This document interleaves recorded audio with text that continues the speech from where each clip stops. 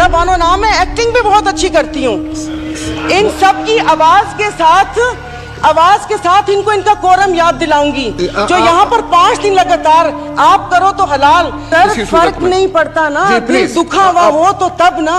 30 number थे, 3 grace mark मिले थे, 33 नंबर है मौशियात के। और एक ही याद है कि इंसान मौशी जानवर है, लेकिन घर का किचन चलाती हूँ, घरेलू औरत हूँ, तो मुझे पता है कि ये सब आई एम सॉरी, ये सब बकवास है ये जो बता रहे हैं। भाई हैं और शुक्र अल्हम्दुलिल्लाह शाम का नाम भी लिया, क्योंकि पहले 1 हफ्ता तो उस बेचारे का नाम ही नहीं था। फिर जब इंटरनेशनल मीडिया ने डालना शुरू किया तो हमने भी शाम बोलना शुरू कर दिया। वहाँ पर अल्लाह पाक उनकी मदद करेगा, और वो रियासत माँ जैसी है, उनके हुक्मरान हमारे जैसे नहीं हैं, उनके लिए वो खड़े हैं। दबी हुए आवाम के लिए हम इज़ारे यकजहती के लिए बेचैन हो रहे हैं, लेकिन यहाँ पर जो मरी हुई फाकों से आवाम है उसके लिए कोई दिल में दर्द नहीं है। वो रुके भी नहीं, आपने मुझे वक्त भी नहीं दिया। उनको तो मुबारकबाद पेश करनी थी यहाँ आने पर कि 4 साल कैदो बंद की सऊबतें उठाई, और उसके बाद वो आए और यहाँ पर हमें भले बम ही गिराया मगर अपना चेहरा दिखा दिया। तो जनाब स्पीकर, इधर जिससे भी पूछा उन्होंने कहा कि भाई ये जो IMF से मुआहदा हुआ है ये मुल्क के लिए बहुत ज़रूरी है, और ये है वो है।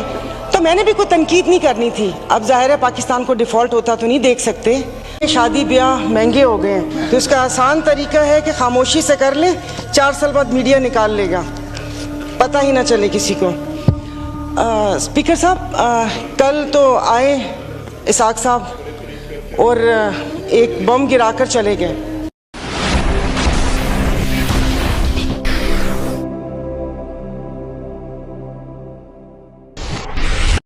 हालांकि गो कि इसमें मेरा कोई हिस्सा नहीं है, तो लेकिन मैंने सिर्फ वजीर ख़जाना साहब को एक रिक्वेस्ट करनी थी कि 15 और 25 वाले को तो छोड़ें, मुझे एक 50,000 वाले का बजट बनाकर दिखा दें। आप मुझे बजट बनाकर दिखा दें, मैं आपको इसको भी मैं आपको वोट दूंगी, और आइंदा आने वाले आपके फैसलों को भी मैं सेकंड करूंगी। तो ये कौन सी बात है कि आप आए, आप जिस दुख तकलीफ और कर्ब से गुजरते ही नहीं हैं, उससे गुजरते ही नहीं है, और आप यहाँ पर आके भाषण देते हैं कि ये हमें मुश्किल फैसले करने पड़ेंगे। मुश्किल फैसले अपने लिए करें ना, अपने लिए क्यों नहीं करते? अवाम को सादगी का दर्स दिया जा रहा है। इनके एक एक लिबास और इनकी अशिया जो इस्तेमाल करते हैं उनकी कीमतों का आपको अंदाजा है? डेली एक फोटो शूट आता था, 15 लाख रुपए का कोट, 10 लाख का जूता, 15 लाख का स्कार्फ। ये एक पाकिस्तान जो डिफॉल्ट हो रहा है, वेंटिलेटर पर है, उसकी आवाम को ये मजाक, एक तस्वीर ट्विटर पर डेली शेयर होती थी। मुझे सिर्फ एक 50,000 वाले के जीने का हक छीन लिए हैं उन लोगों से। आप मुझे बताएं कि ये पेट्रोल के लिए यहीं पर ही थे। मेरी एक और आपसे रिक्वेस्ट है कि कोई ऐसा रूल है कि जो हुकूमत है वो यहीं बैठी रहे और अपोजिशन के वो बेंच हो जाए, क्योंकि मेरे ख्याल में इन बेंचेस में, इन चेयर्स में कोई प्रॉब्लम है कि यहाँ पर बैठने वाला बोलता है और वहाँ पर जाकर सुम्मुन बुकमुन उम्यून बन जाते हैं ये लोग, इनकी जुबान नहीं चलती। और यही जब मैं वहाँ पर बैठ के हुकूमत पर तनकीद करती थी तो यहाँ पर सब बैठे डेस्क बजाते थे। आज जब मैं यहाँ पर खड़ी होकर हुकूमत पर तनकीद करती हूँ तो उन सबको प्रॉब्लम होता है। तो जनाब स्पीकर, इन्होंने तो यहाँ तकरीर कर दी। इस तकरीर के बाद अगर इतनी हिम्मत है, कल मैं एक ग्रोसरी शॉप तक गई थी, वो भी कोई F6 नहीं गई थी, यहाँ कोई चाइना मार्केट के पीछे कोई दुकान है, वहां पर जाकर आप लोगों की तकलीफ, उनकी आंखों से उनका अंदाजा लगा ले।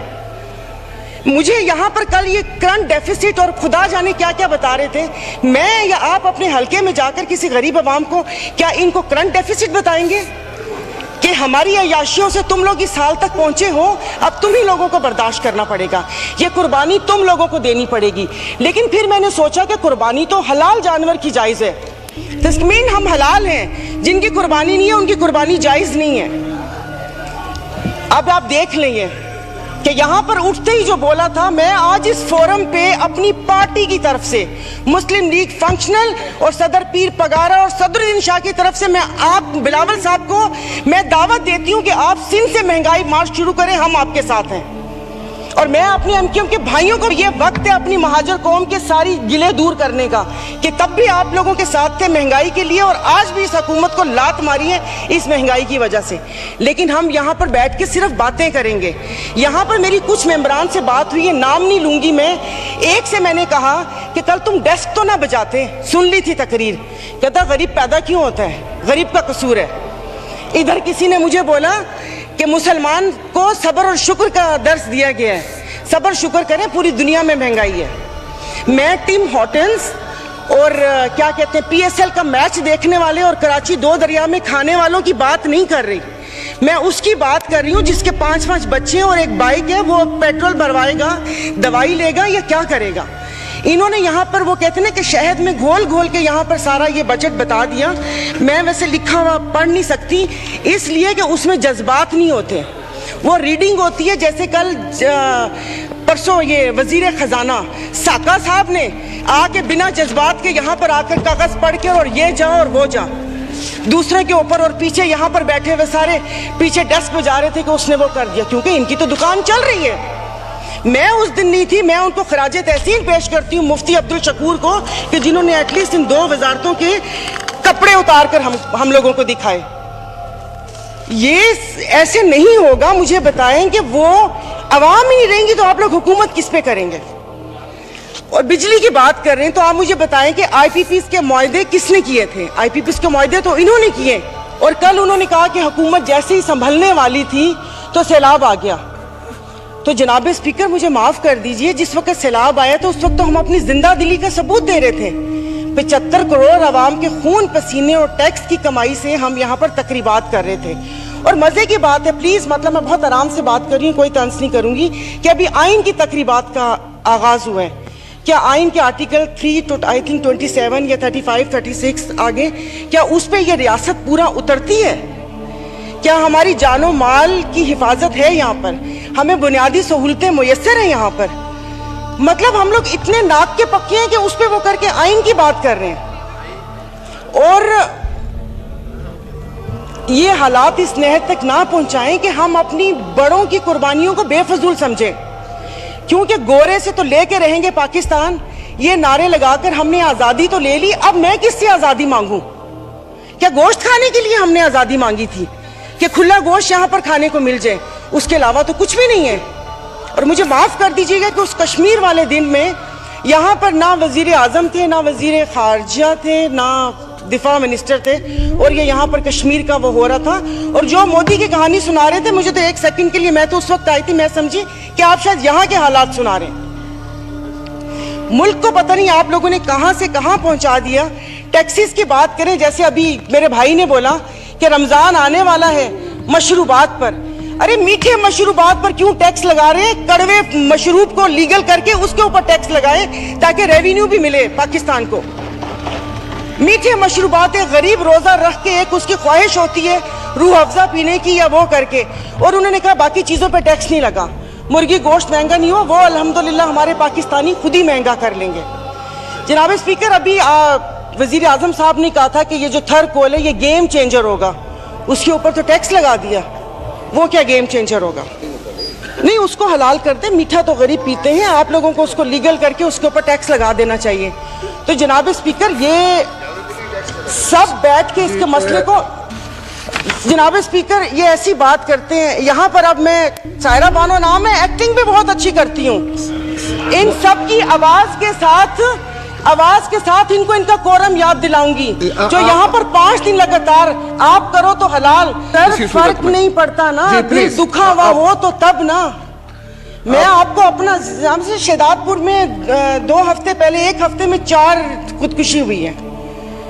और मैं इस ऐवान के सामने कहती हूँ कि ठीक है मेरे हस्बैंड वेल ऑफ हैं, बट मैं एक मिडिल क्लास फैमिली से हूँ। मेरे भाई ने परसों मुझे मैसेज किया और उसने बोला कि दुआ करोगे मैं मर जाऊं। और वो सिर्फ एक मेरा भाई नहीं है, मैं पूरे अपने जो भाई जिनका राब्ता मुझसे नहीं है, मैं उनकी मैं बात कर रही हूँ। जनाब स्पीकर, कल मैं गई थी, वो जिस बंदे ने 4 टमाटर और 4 आलू लेकर 400 उसके पास नहीं थे, उसने पर्स निकाला, मैं शर्म से गड़ के मर गई। 272 लीटर पेट्रोल आप लोगों ने मुश्किल करनी है तो आप V8 और बड़ी बड़ी ग्रैंड क्रूजर को 500 लीटर पेट्रोल देना, गरीब को आप नहीं वो करें। दवाइयां तो वो दवाई नहीं मिलती, सरकारी अस्पताल का आपने हाल देख लिया। मैं प्लीज आप मार दें, आप प्लीज मार दें। ये मेरी बहन पीछे बैठी हो तो पीछे ही बैठी रहो, अगली दफा की टिकट नहीं मिलेगी अगर ज्यादा ऑनरेबल स्पीकर, मतलब इनके दिमाग मिली नहीं उन लोगों से, इनके भूसा भरा हुआ दिमाग में। मेंबर आप मुझे एड्रेस करें और नहीं सर, ये ऐसे बोलती कोई काम है नहीं, पार्टी में कोई पूछता है नहीं, और यहाँ पर आके सिर्फ ये 4 अल्फाज बोल के और उसको वो कोशिश करती है कि हमने भी उंगली कटवा के शहीदों में नाम लिखवाया है। मतलब ये कौन लोग हैं? आप जारी रखें। तो आप मुझे बताइए, अशराफिया तो चली जाएगी यहाँ से, तो हम बदमाशिया को मार देना कि इस मुश्किल हालात में भी जीने की ख्वाहिश रखते हैं, ये बदमाशी नहीं है तो और क्या है? इज्जतें नीलाम हो। अभी तो पहले किसी ने मुझे कहा कि आगे क्या होगा, बच्चे तो बिकते थे, इज्जतें भी नीलाम होती थी। आई एम सॉरी, भले आप एक्सपेंस कर दीजिएगा अल्फाज, पहले ढके छुपे होती थे, अब खुलेआम होंगी। और मैं इज्जत नहीं बोलूंगी, जिस्म फरोशी बोलूंगी, क्योंकि अगर इज्जतें बिक रही होती तो सब खरीद लेते, फिर बिल लाने की जरूरत ना पड़ती कि इज्जत दो हमें। सब यहाँ पर बैठे हुए इज्जतें खरीद लेते अगर इज्जत बिक रही होती। तो आप मुझे बताएं कि कोई लाया अमल दे दें कि अगले 5 साल तक ये मुश्किल हालात बर्दाश्त कर लो या 10 साल तक बर्दाश्त कर लो, तो फिर भी तसल्ली हो कि ठीक है मैं नहीं रही तो ठीक है, मेरे बच्चे उसमें रहेंगे। सर आपने तो बच्चों से जीने का हक छीन लिया इन लोगों ने। 20,000 वाला क्या करेगा? और इंसाफ की आप बात करते, मैं तो अदालतों वाली इंसाफ या उस चीज़ की अभी वहाँ तक तो मैं गई नहीं। आप ये चीज़ों को देख लें, यानी कि मेरी अगर आमदन 10 लाख रुपए महीना आता है, मैं भी वही मुर्गी खरीद रही हूँ 800 रुपए किलो, और मेरा ड्राइवर बच्चल जिसकी 30,000 रुपये तनख्वाह है वो भी 800 खरीद रहा है।